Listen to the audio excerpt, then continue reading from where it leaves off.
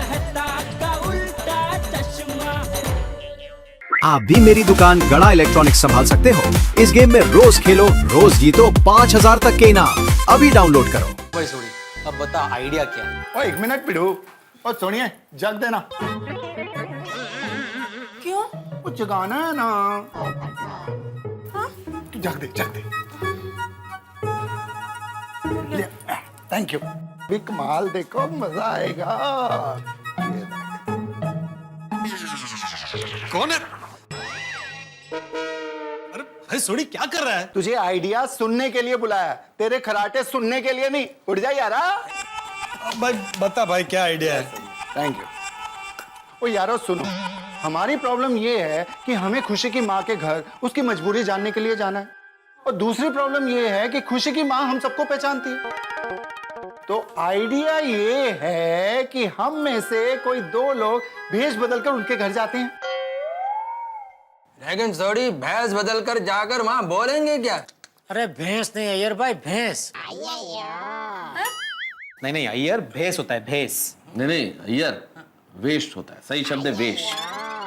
हाँ वो जो कुछ भी है बदल कर जाएंगे, लेकिन वहां जाकर बोलेंगे क्या? बोलना ये है कि हम सरकार की तरफ से पोलियो की खुराक पिलाने के लिए आए हैं।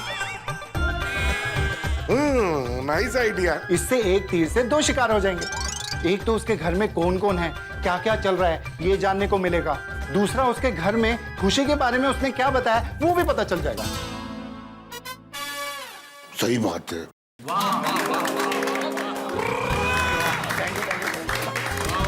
सोनी क्या जबरदस्त दिमाग चला है भाई। मैं अपने सारे शब्द वापस लेता हूँ। तू ब्रिलियंट है। हाँ बहुत बढ़िया आइडिया, वेरी गुड आइडिया। और थैंक यू पप्पू। और देख लिया ना, और जीप चलाने वाले दिमाग भी चला लेते हैं। रोशन, एकदम सुपर आइडिया है। जियो जियो। और thank you darling, thank you. वाह छोटी वाह, आधी रात का जबरदस्त आइडिया सूझा तुझे भाई। और थैंक यू जेडब्रा। और ये तो कुछ भी नहीं है, वो मैंने इससे और भी आगे की सोच के आप सबको आधी रात को यहाँ पे बुलाया है। हाँ, अगर मेरा आइडिया पास हो जाता है तो हमको तुरंत उस पर एक्शन लेना पड़ेगा। उसके घर सुबह सुबह ही जाना पड़ेगा, क्योंकि हम जब भी वहाँ पे जाएं उसके घर के सारे सदस्यों का मौजूद होना बहुत जरूरी है। बराबर मान गए सोडी, एकदम सही बात है। करेक्ट डॉक्टर आदि। लेकिन खुशी की माँ के घर पर कौन 2 लोग जाएंगे? ओ यारा, वो तो हम सब मिलके अभी तय कर लेते हैं। क्यों रोशन? मुझे क्या लगता है ना रोशन, कि जो भी 2 लोग जाए ना, उसमें से एक औरत का होना बहुत जरूरी है। क्या? वो ठीक है ना, औरत तू है, मर्द मैं हूँ, दोनों मिलकर चलते हैं। अरे नहीं रोशन, मुझसे एक्टिंग वैक्टिंग नहीं होती है। मुझे लगता है माधवी भाभी को जाना चाहिए। हाँ तो मैं और माधवी चले जाएंगे और सब पता करके आएंगे। करेक्ट है।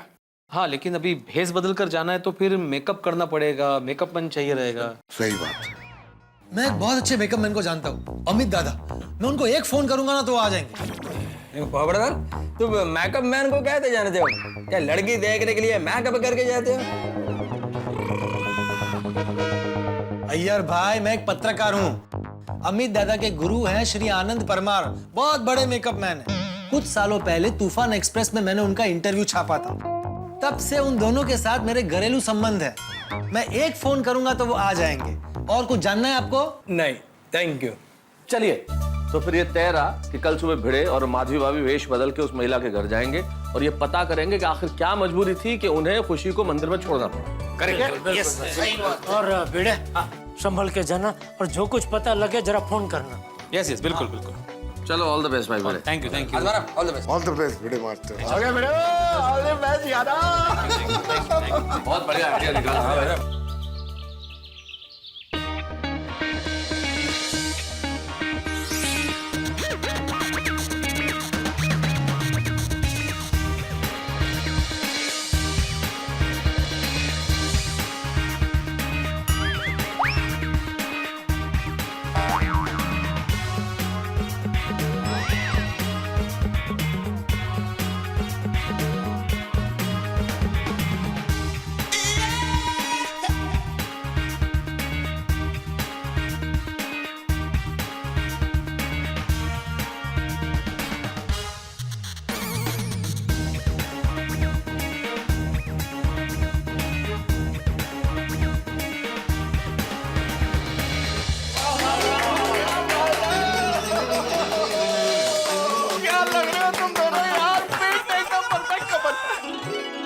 वाह वाह वाह अमित दादा, थैंक यू भाई, आपने और आपकी टीम ने तो कमाल कर दिया। बहुत कमाल है। माधवी भाभी, भाई भिड़े बिल्कुल पहचान में नहीं आ रहा है। आपको क्या पोपट भाजी, ये तो मुझे भी पहचान में नहीं आ रहे। अच्छा सुन भिड़े, संभाल कर जाना भाई, और वो एड्रेस रख लिया ना? हाँ हाँ है। हाँ, बिल्कुल डरना मत है तू। नहीं नहीं नहीं अजीब बात नहीं, तुम चिंता मत करो पोपटलाल, हम जाएंगे और खबर निकाल के आएंगे। All the best both of you. Madhavi, हमने ये भेस तो बदल लिया, लेकिन वहां जाके झूठ बोलना है हमें। ठीक है, वो अच्छे काम के लिए अगर झूठ बोला जाए ना तो वो सच से बढ़कर होता है हमेशा। और वैसे भी हम लोग ये सब खुशी बाड़ा के लिए कर रहे हैं ना। यही आयस माना। अभी आप एड्रेस पूछिए ना किसी को। हाँ, लेकिन किसको पूछूं? आए आगे किनको पूछता हूँ। भाई साहब, ये पता बताएंगे जरा कहाँ है? आई एम सॉरी, लेकिन हम लोग इस एरिया में नए हैं, तो हम भी एड्रेस ही ढूंढ रहे हैं। ठीक है, ऑल द बेस्ट। हाँ, आपको भी ऑल द बेस्ट। चलो पुढे बघू। एड्रेस के हिसाब से तो यही जगह लग रही है। हाँ फिर भी एक बार पूछ लेते किसी से। हाँ, पूछना तो पड़ेगा ही। अरे भाई साहब, कहीं आप एड्रेस तो नहीं ढूंढ रहे हैं ना? क्या? नहीं नहीं, हाँ, आप यहाँ कब से है? 10 मिनट से। क्यों? नहीं, इनके कहने का मतलब है कि आप इस एरिया में कितने सालों से हैं असल। हाँ। अरे मैं पैदा ही यहीं हुआ हूँ, कुछ प्रॉब्लम है क्या? नहीं, थांबवलं आपण। नहीं, आप बता सकते हैं शेखर कुमार कहाँ रहते हैं यहाँ? वो उधर रहता है, सामने। अच्छा अच्छा, मतलब ऐसे जा सकते हैं? हाथ नीचे रख के जाएंगे तो भी आ जाएगा। कैसे कैसे ये लोग होते हैं ना दुनिया में। कमाल है। चल।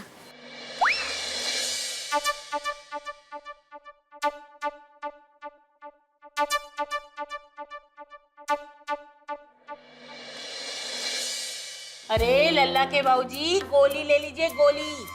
होली होली तो बिल्कुल नहीं है लल्ले की माँ। क्या बोलती है? अरे मशीन डालिए, मशीन। जी, कमाल करती है लल्ले की माँ। इस उम्र में हरिद्वार जाने के बजाय तुझे चीन जाना है। अरे मशीन डालिए, कान में मशीन। अरे हाँ, क्या सुरभि बेन नहीं दिखाई दे रही है। हाँ वही। गोली ले लीजिए, गोली। माधवी, तुम्हारा अंदाजा सही निकला। यही है खुशी की माँ। उस दिन आई थी ना सोसाइटी में मंगलसूत्र ढूंढने के बहाने। अरे सुनो बेटा, जरा यहाँ आना। मम्मी पापा है घर में? हाँ है। जरा बुलाओगी? जी बुलाती हूँ।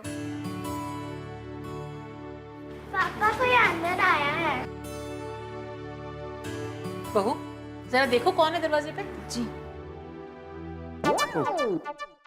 माधवी, वो लोग आ रहे हैं।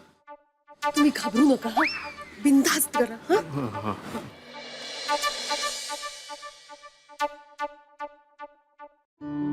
जी कहिए, कौन चाहिए आपको? सरकार की तरफ से पोलियो ड्रॉप्स देने आए हैं। कौन है सुरभि? जी वो पोलियो के टीकाकरण के लिए आए हैं। मुझे ऐसा लग रहा है कि जैसे मैंने आपको पहले भी कहीं देखा है।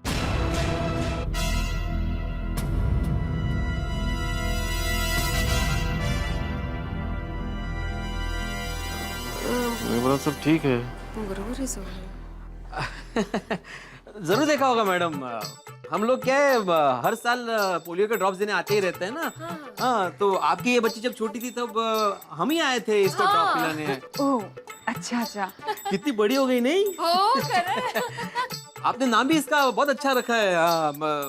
बेटा क्या नाम है आपका? सुहानी। सुहानी। हमारे रिपोर्ट्स के मुताबिक आपके घर में एक छोटा सा मेहमान आने वाला था। तो किधर है वो? उसको पोलियो ड्रॉप्स पिलाना है ना? हाँ जी वो हाँ, वो किसी बीमारी की वजह से हमारे बच्चे का क्या?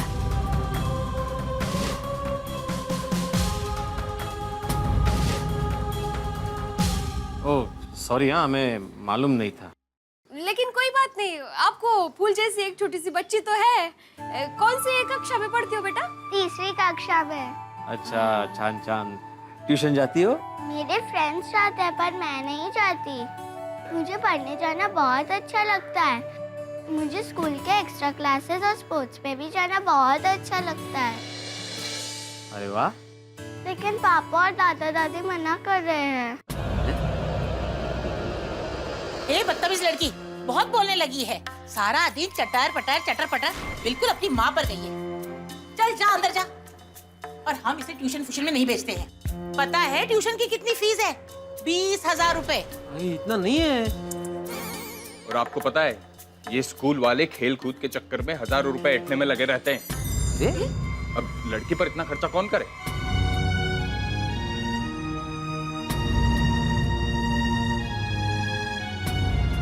और पहले ही स्कूल का इतना खर्चा है और फिर ये खर्चा तो बेकार है ना। स्वीकार है? अरे लल्ले की माँ, हम सब इसका विरोध कर रहे हैं और तुझे स्वीकार है? कैसे विचार है इन लोगों के बाद भी? अरे पिताजी, स्वीकार नहीं बेकार है। मशीन लगाइए अपनी। अरे हाँ बेकार है।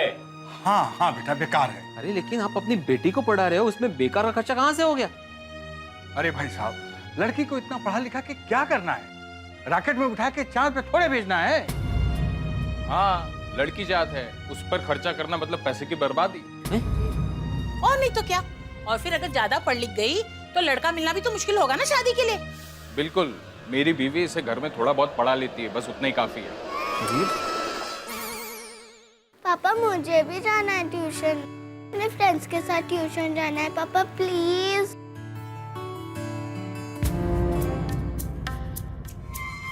अरे सुबह सुबह मेरे बेटे को टेंशन ना दो। उसे काम पे जाना है, नहीं तो पूरा दिन खराब जाएगा। बेटा तू टेंशन ना ले। बहू तुम अपनी बेटी को लेके जाओ अंदर। जी चलो बेटा। अरे लेकिन अगर बच्चे को पढ़ना है तो तकलीफ क्या है इसमें? अरे भाई साहब, आपको तकलीफ क्या है? आपको जानकारी मिल गई ना, घर में कोई छोटा बच्चा नहीं है। अरे आप समझाने की कोशिश मत कीजिए, हमें जाइए। जय राम जी की। आप समझ नहीं रहे, आप बेटा बेटी में भेदभाव क्यों कर रहे हैं? बेटियों की पढ़ाना भाई साहब, जरूरी कोई होता है। बच्चा नहीं है। आप मेरी बात तो सुनिए। अरे देखिए, बेटी को पढ़ाना जरूरी होता है, मेरी बात सुनिए आप। अरे काय शांत बसा, कैसे लोगे माधवी, कैसे लोगे वो? एक फूल सी बच्ची के साथ कोई ऐसा सलूक करता है? तुम मुझे अगर नहीं रोकती ना तो उस लल्ला की मैं लल्ला लोरी कर देता। हम लोग किस लिए आया भूल गए? अगर हम लोग कुछ बीच में बोल देते तो खुशी की बात तकलीफ में आ जाती। अरे हो, सॉरी सॉरी। जिस काम के लिए आए थे वो तो हुआ ही नहीं। खुशी की माँ की क्या मजबूरी है वो तो पता चला ही नहीं हमें। अरे पता चल गया ना माधवी, उन्होंने पति और सास ससुर की वजह से खुशी को अपने से दूर रखा है। लेकिन हम लोग ऐसा अंदाजा नहीं बांध सकते ना। हमें ये बात उनके मुंह से सुननी पड़ेगी और उसके लिए हमें खुशी की माँ को अकेले में मिलना पड़ेगा। लेकिन उनको अकेले में कैसे मिल सकते हैं माधवी? एक काम करते हैं, थोड़ी देर इंतजार करते हैं। कभी ना कभी तो वो बाहर निकलेगी है ना अकेली। लेकिन माधवी, हम लोग ऐसे कब तक इंतजार करेंगे? मुझे लगता है हमें कुछ बहाना बनाकर उनको बाहर बुलाना पड़ेगा। लेकिन उनको घर के बाहर बुलाएंगे कैसे? कैसे कैसे? माधवी, मेरे पास आइडिया है। काय? Wait and watch, follow me. अरे बेटा जरा इधर आना। बेटा क्या नाम है तुम्हारा? प्रथम। वाह शाबाश। तुम यहीं रहते हो? हाँ यही सामने। ओह अच्छा, गुड गुड। बेटा तुम सुरभि आंटी को जानते हो? हाँ जानता हूँ। अच्छा, तुम एक मेरा काम करना, सुरभि आंटी को जाके बोलना कि तुम्हारी मम्मी ने सुरभि आंटी को घर पे बुलाया है। तुम मेरा इतना सा काम करो, मैं तुम्हें एक बड़ा सा चॉकलेट दूंगा। अंकल, चॉकलेट खाने से दांत खराब होते हैं, मालूम नहीं आपको? बरोबर है बरोबर है। तो मैं तुम्हें आइसक्रीम खिलाऊंगा। आइसक्रीम खाने से गला खराब होता है, ये भी नहीं मालूम? तो मैं तुम्हें ताजे ताजे गर्मा गर्म समोसे खिलाऊंगा। अंकल, ज्यादा तला हुआ खाने से पेट खराब होता है, ये भी नहीं मालूम? तुम्हारे पिताजी डॉक्टर है क्या? नहीं, शिक्षक है। अच्छा, तो मैं तुम्हें कुछ नहीं खिलाऊंगा, मैं तुम्हें पैसे देता हूँ, तुम जो चाहे खिलौना ले लो। हाँ? नहीं, मम्मी ने कहा है कि किसी भी अनजान आदमी से कुछ नहीं लेना चाहिए। अरे सुन तो। शाबाश बड़ा। शाबाश का है? आपने झूठ बोल के उसको लालच देने की कोशिश की, फिर भी उसने इनकार कर दिया। अगर हमारे सोनू के साथ ऐसा होता तो चलता आपको? अरे नहीं, sorry Madhavi, I am proud of you. जब तक तुम मेरे साथ हो ना, मैं गलती से भी गलती नहीं कर सकता। शाबाश। शाबाश का असली हकदार वो बच्चा था। शाबाश बेटा। गेला तो आता बघताय काय? जेठा भाई को फोन कीजिए और बताइए यहाँ क्या हुआ था। अरे हाँ बताता हूँ। और स्पीकर पे रखिए फोन। हाँ रखता हूँ।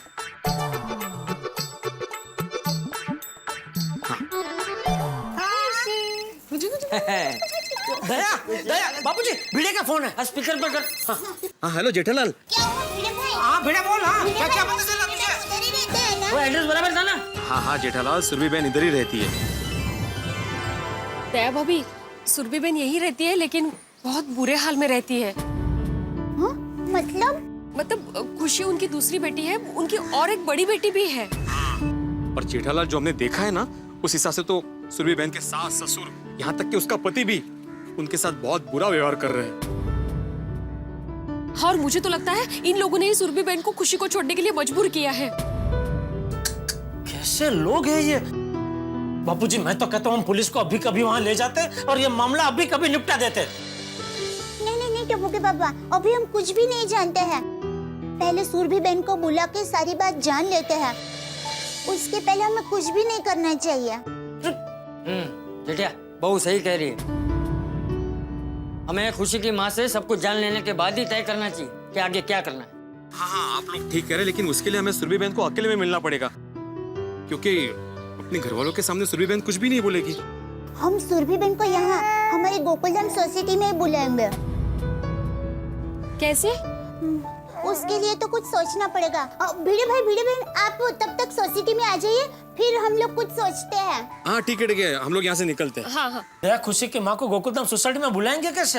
हाँ, उसने तो पत्र में लिखा था ना कि आज के बाद वो गोकुलधाम सोसाइटी में कभी नहीं आएगी। हाँ। काश खुशी बोल पाती। अगर वो बुलाती तो उसकी मम्मी जरूर उसके पास आ जाती।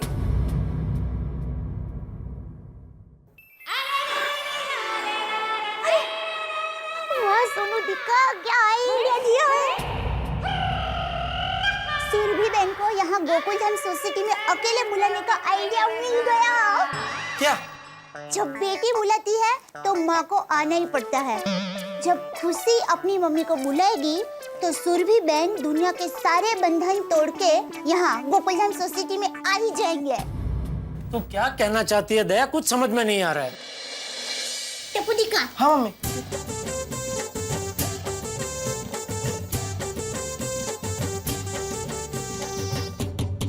Correct mummy, super idea. अभी मैं और सोनू सब रेडी कर देते हैं। हाँ। चल सोनू चल। अरे टप्पू, अरे कहाँ जा रहे हो? क्या रेडी करने गया ये? बताती हूँ, पर पहले आप बाघा भाई को बुला लीजिए जल्दी। बाघा को? क्यों? बाघा यहाँ के क्या करेगा? अरे सुरभि बहन हमारी सोसाइटी में सबको पहचानते हैं, लेकिन बाघा भाई को बिल्कुल नहीं पहचानते। हाँ पर चल मान ले मैंने बाघा को यहाँ बुला लिया, फिर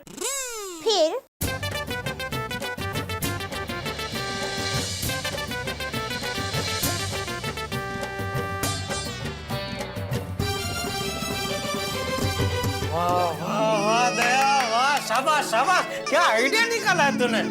अब तो खुशी की माँ को सोसाइटी में आना ही पड़ेगा।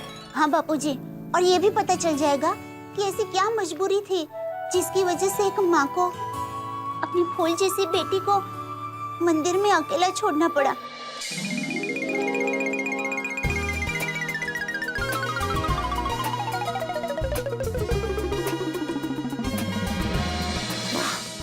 मस्त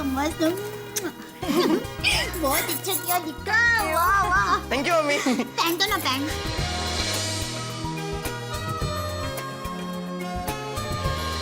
अब देखना खुशी की मम्मी कैसे यहाँ गोकुलधाम सोसाइटी में आती है। मम्मी ये लो, ये कवर।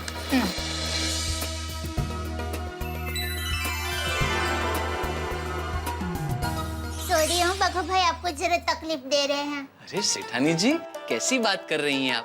इसमें तकलीफ कैसी? सयाने लोग कहकर गए हैं कि इंसान का जन्म दूसरे इंसान की मदद करने के लिए ही हुआ है, और फिर इस संसार में। ओ बागेश्वरानंद महाराज, अपना प्रवचन बंद कीजिए और दया माँ जो भी ज्ञान बांटने जा रही है उसका चुपचाप ग्रहण कीजिए। जी सेठ जी, हुकुम सेठानी जी। अच्छा बाघा भाई, आपको कुरियर वाले भाई बनकर इस पते पर जाना है। और ये कवर सिर्फ और सिर्फ सुरभि बहन के हाथ में ही देना है। तथास्तु। मतलब आप फिक्र मत कीजिए सेठानी जी, आपने कहा तो समझो काम हो गया। लाइए। लेकिन भाई ठीक से सुना ना तूने, ये कवर सिर्फ और सिर्फ वो सुरभि बहन के हाथ में ही देना है। जी सेठ जी। और फिर तुरंत वहाँ से निकल जाना है। जी सेठ जी।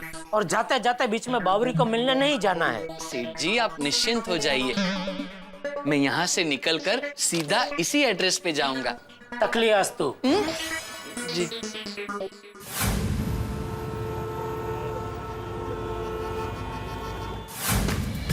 कोई है? लगता है बाहर कोई आया है। हाँ, संसार संभाया है। कोई भैंस पानी आती हूँ।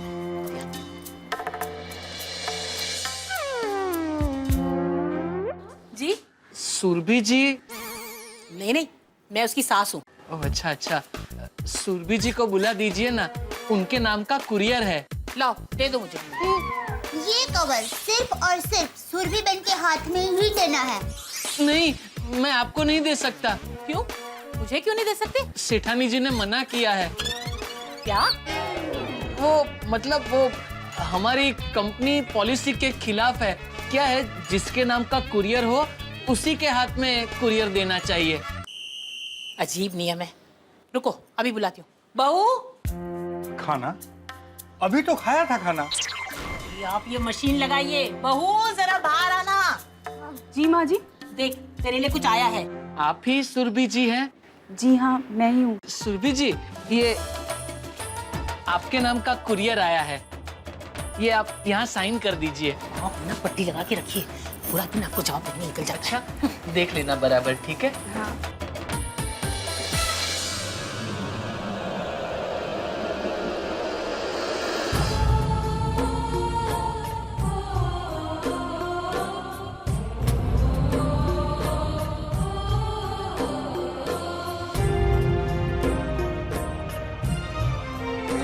अरे क्या है बहू? कुछ नहीं माँ जी, वो अरे जरा दिखा तो सही क्या है। वो किसी और का है, हमारे यहाँ गलती से आ गया। मैं अभी देकर आती हूँ। भाई साहब,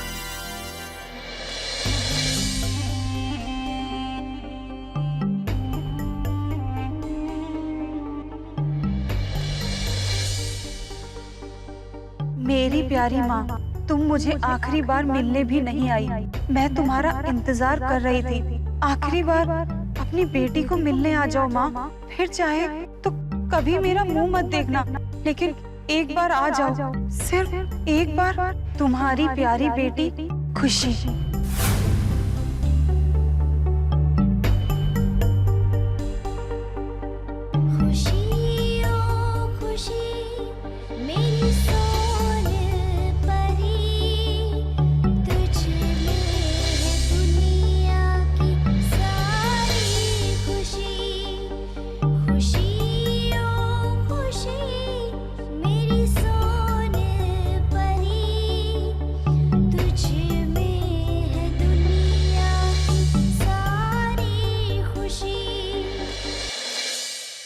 अरे बहू, कागज देकर आई? खाई में तो मैं उसी दिन गिर गया था जब मेरी शादी हुई। मशीन लगाइए पहले। हाँ। अरे मैंने उससे कहा कागज देकर आई। जी दे आई। माँ जी, मैं ये कहना चाह रही थी कि मुझे थोड़ी देर के लिए बाहर जाना है। अरे बहू, अब फिर कहाँ जा रही है? अब वो सब्जी बना रही थी ना, तो धनिया कम पड़ गया, बस धनिया लेके आना है। मैं अभी आती हूँ। ठीक है जी। मुझे तो सच में बहुत डर लग रहा है कि कार्ड पढ़ के खुशी की माँ यहाँ आएगी कि नहीं आएगी। हाँ, कहीं हमारा दाव उल्टा ना पड़ जाए। नहीं, दाव उल्टा ना पड़ जाए मतलब ये है कि कहीं वो यहाँ आने की बजाय शहर छोड़कर ना चली जाए। अरे नहीं। नहीं, बेटी की पुकार माँ कभी अनसुना नहीं कर सकती। मुझे पूरा यकीन है, कार्ड पढ़ते ही खुशी की मम्मी भागती हुई गोकुलधाम सोसाइटी आएगी, जरूर आएगी।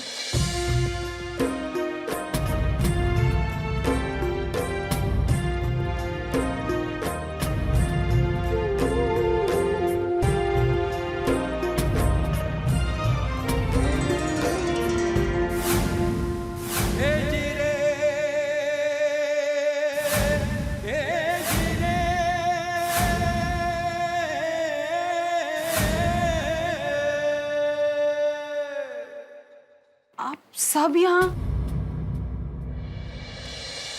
आइए सुरभि बहन, आइए।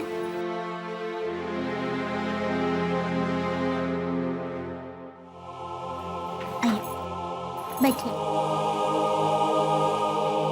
बैठिए।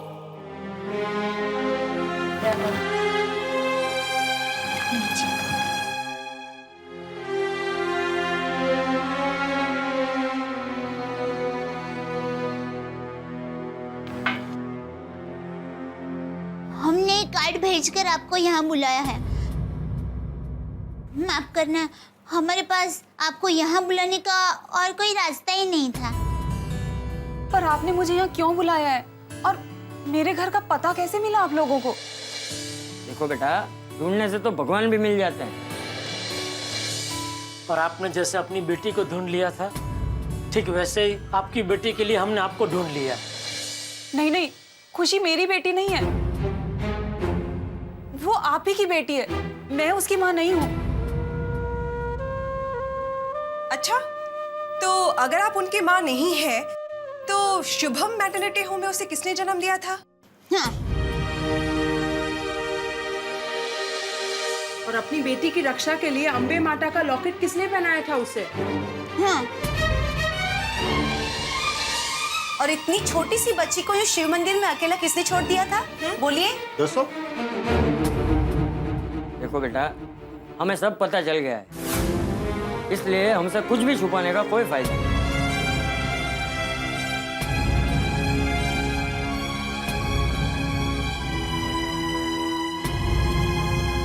मुझे माफ कर दीजिए, मेरा यहाँ ना ठीक नहीं, मुझे जाना पड़ेगा। नहीं नहीं नहीं सुरभि बहन, हम आपको ऐसे नहीं जाने देंगे। हाँ।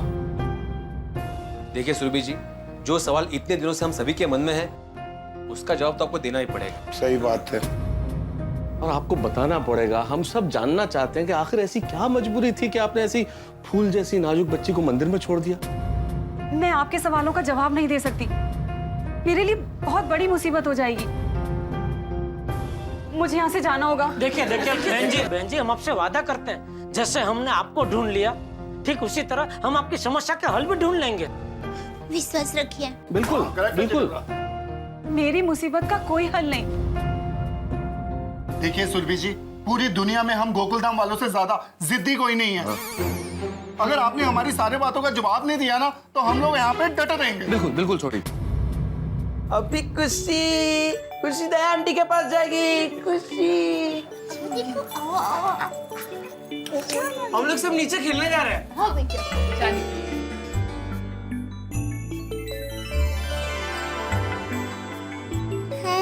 है हमारे लिए ना सही, लेकिन खुशी के लिए तो आपको बताना ही पड़ेगा। प्लीज।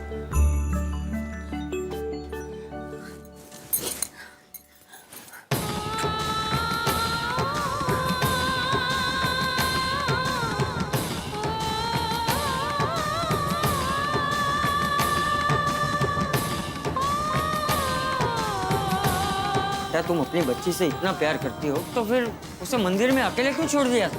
आप अपनी ही बेटी से मुंह क्यों मोड़ रही है? ऐसी क्या मजबूरी है?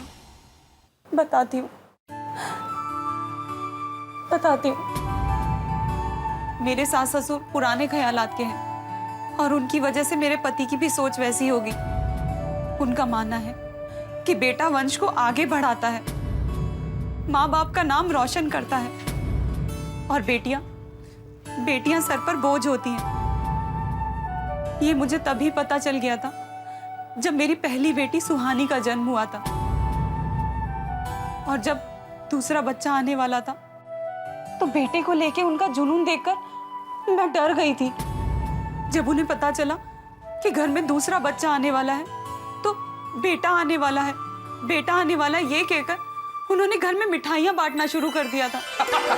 लो मिठाई लो, अरे और भी लो, अरे लो ना और भी लो। पोता आने वाला है। अरे हाँ भाई हाँ, पोता ही आएगा, हमारा कुलदीपक आएगा, हमारे वंश को आगे बढ़ाएगा। पिताजी मेरे बेटे को अच्छे से अच्छे स्कूल में पढ़ाएंगे और बड़ा आदमी बनाएंगे। और मैंने तो बहुत सारी मन्नतें मांग के रखी है, जैसे ही मेरे पोते के कदम इस घर में पड़ेंगे मैं हर तीर्थ धाम जाऊंगी और वहाँ भगवान के सामने जाके माथा टेकूंगी। आप लोग ऐसा क्यों कह रहे हैं? बेटा हो या बेटी, ये सब तो भगवान के हाथ है ना। और मान लीजिए अगर बेटी हुई तो? शुभ शुभ बोल बहू, बेटा ही होगा। पर बेटा हो या बेटी, माँ जी ये सब मेरे हाथ में थोड़ी है। बस बहू, अगर बेटी हुई तो अस्पताल से घर लाना ही नहीं। एक बेटी का बोझ तो हम पहले से ही ढो रहे हैं। इस बार अगर बेटी हुई ना तो तेरा और तेरी बेटी का मुंह हम देखेंगे ही नहीं। माँ और बाबूजी ने बोल दिया ना, अब इस बात पर और बहस नहीं चाहिए मुझे। बेटा चाहिए तो बेटा ही आएगा, और अगर बेटी हुई तो वो इस घर में नहीं आएगी।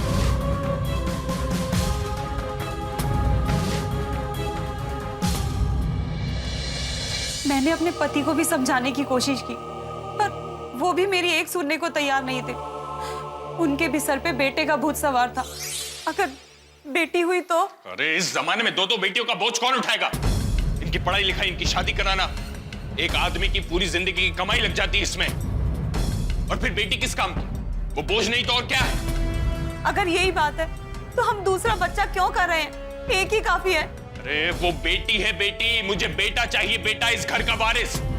और अगर तुम बेटा पैदा नहीं कर सकती हो तो मैं दूसरी शादी कर लेता हूं, और फिर रहना तुम और तुम्हारी बेटियां अपने मायके में।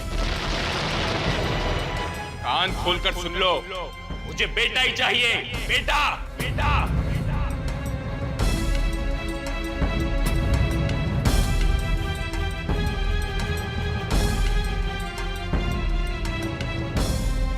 और हुई बेटी। इसे देखकर मैं दुनिया के सारे दुख दर्द भूल गई थी, इसके मासूम चेहरे में खो गई थी। जब मेरे पति और सास ससुर अस्पताल आए और उन्हें पता चला कि बेटी हुई है, तो वो इसका मुंह देखे बिना ही चले गए। मैंने उन्हें रोकने की बहुत कोशिश की, पर वो नहीं रुके। मैं अपने ससुराल तो जा नहीं सकती थी, इसीलिए अपने मायके चली आई। माँ तो मुझे बचपन में ही छोड़कर चली गई थी, और बाबूजी की भी तबीयत ठीक नहीं रहती है। जैसे तैसे पेंशन पे गुजारा होता है। मैं 2 महीने अपने मायके में रही, पर मैं अपने बाबूजी पर बोझ नहीं बनना चाहती थी, इसलिए अपने ससुराल वापस आ गई। एक तरफ मेरी ये बेटी थी और दूसरी तरफ मेरी सुहानी, मेरा पति और पूरा परिवार। मुझे कुछ समझ नहीं आ रहा था। मैं इसे ससुराल लेके जाती तो मुझे डर था कि मेरे पति दूसरी शादी कर लेंगे और मुझे और मेरी दोनों बेटियों को घर से निकाल देंगे।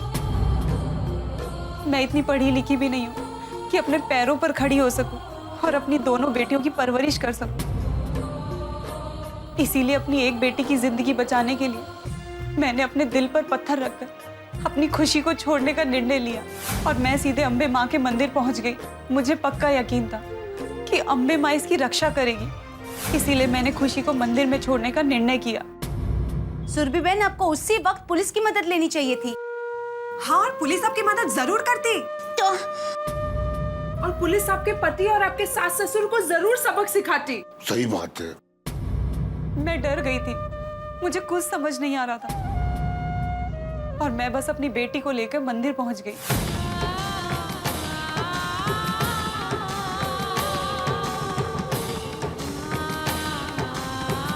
मैं अपनी बेटी को मंदिर में छोड़कर जाना चाहती थी, लेकिन मेरे कदम नहीं उठ रहे थे।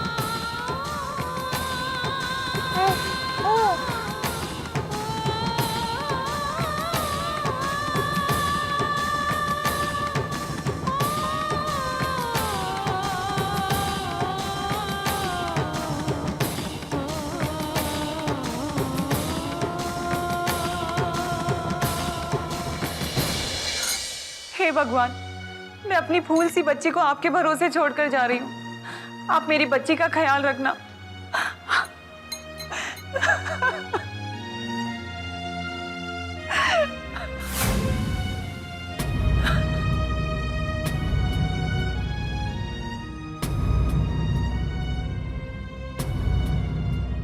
तभी मैंने एक सांप को वहां आते देखा।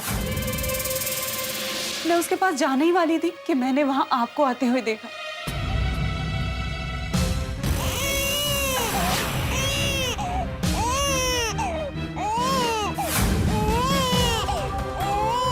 कहते हैं जिसका कोई नहीं होता उसका भगवान होता है। आपने मेरी बच्ची को बचा लिया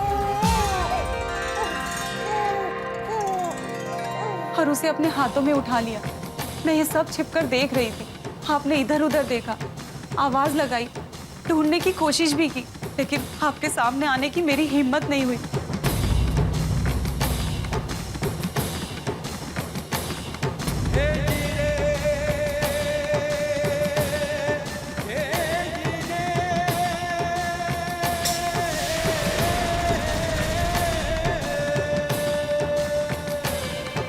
फिर आप बच्ची को लेके ऑटो में चली गई। मुझे कुछ समझ नहीं आ रहा था। मैं बस आपके ऑटो को जाते हुए देखती रही।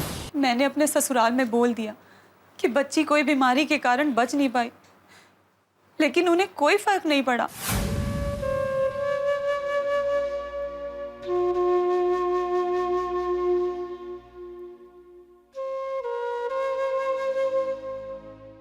उस रात मुझे नींद नहीं आई। मैं आपके बारे में और अपनी बेटी के बारे में ही सोचती रही। मेरा दिल मेरी बच्ची को देखने के लिए तड़प रहा था। मुझे लगा कि आप बच्ची के माँ बाप को ढूंढने अगली सुबह मंदिर आएंगे, इसीलिए मैं भी मंदिर पहुंच गई और वहां आपके लगाए नोटिस को देखा और मैं सीधी गोकुलधाम सोसाइटी चली आई। मैंने देखा कि आप सब भले लोग हैं और आपने मेरी बच्ची को प्यार से भी रखा है। आप उसके माँ बाप को ढूंढने की कोशिश भी कर रहे हैं। मेरे लिए इतना ही काफी था। मैं रोज अपने आप को रोकती रही, लेकिन मेरी ममता मुझे खींच के गोकुल धाम ले आती और फिर मैं छुप छुप के अपनी बच्ची को देखती थी। इन दिनों मैंने ये देख लिया था कि आप मेरी बच्ची से बहुत प्यार करते हैं और उसे वो खुशहाल और प्यार भरी जिंदगी दे सकते हैं जो मैं शायद कभी नहीं दे सकती। इसीलिए मैंने वो चिट्ठी लिख के अपनी बच्ची को हमेशा हमेशा के लिए आपके हवाले कर दिया। मेरी आपसे यही विनती है कि मैंने जो भी कुछ कहा उसे भुलाकर और खुशी को अपनी बेटी मानकर अपने पास रख लीजिए।